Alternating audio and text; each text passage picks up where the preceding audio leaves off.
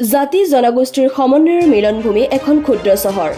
এই চহৰখনতে 9 দিনীয়াকৈ চমকপ্ৰদ কৌশলেৰে উদযাপিত হ'ব ৰসৰ উৎসৱ ৰাস।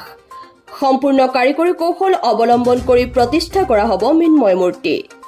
ইতিমধ্যে কাৰিকৰৰ হাতত প্ৰাণ পাই উঠিছে প্ৰতিটো মৃন্ময় মূৰ্তি। AIN লাইভৰ জৰিয়তে কৃষ্ণৰ ৰাস উৎসৱ উদযাপন সমিতিয়ে ৰাইজৰ বিচাৰিছে দৰ্শন। চাওঁ আহকচোন নামখলা সাৰ্বজনীন শ্ৰী শ্ৰী কৃষ্ণৰ ৰাস উৎসৱত ৰাসক্ৰিয়াক লৈ কেনেদৰে সজাইছে স্থলী।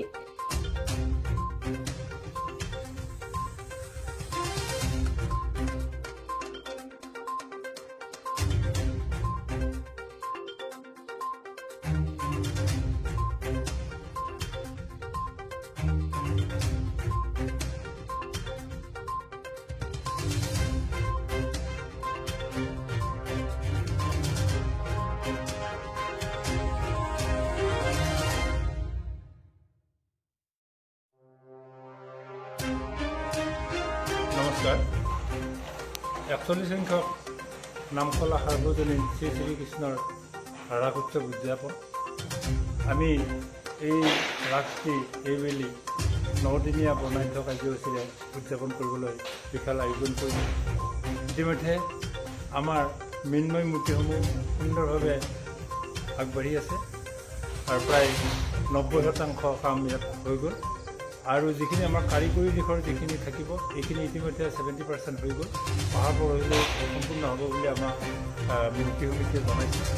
লগতে আমাৰ যিখিনি আধ্যাত্মিক ছাইডৰ যিখিনি সাংস্কৃতিক অনুষ্ঠান হ'ব এইখিনি খুব সুন্দৰভাৱে ইয়াত হয়, প্ৰতিবাৰতে হৈ আছে। লগতে এইবেলি এটি নতুন মাত্ৰা হ'ব যে শ্ৰীকৃষ্ণৰ বেশভূষা প্ৰতিযোগিতাটো এইবাৰ আমাৰ নতুনকৈ ইয়াত সংযোজন হৈছে। এই কাৰ্যসূচীটো খুব সুন্দৰ হ'ব বুলি আমি আশা কৰিছোঁ।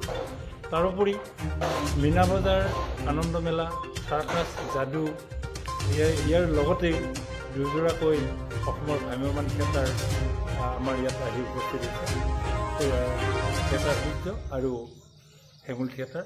গতিকে অসমবাসী ৰাইজক আমি জনাব বিচাৰিছোঁ যে এইবেলি নামখলা ৰাসৰ মাত্ৰা যথেষ্ট উন্নত। আপোনালোক সকলোৱে আহক, সকলোৱে আহি এই ৰাস উপভোগ কৰক আৰু এই ৰাসৰ পৰাই যেন এটা বাৰ্তা যাব যেন অসমত আমাৰ এই নামখলা ৰাসে এটি মাত্ৰা প্ৰদান কৰিছে।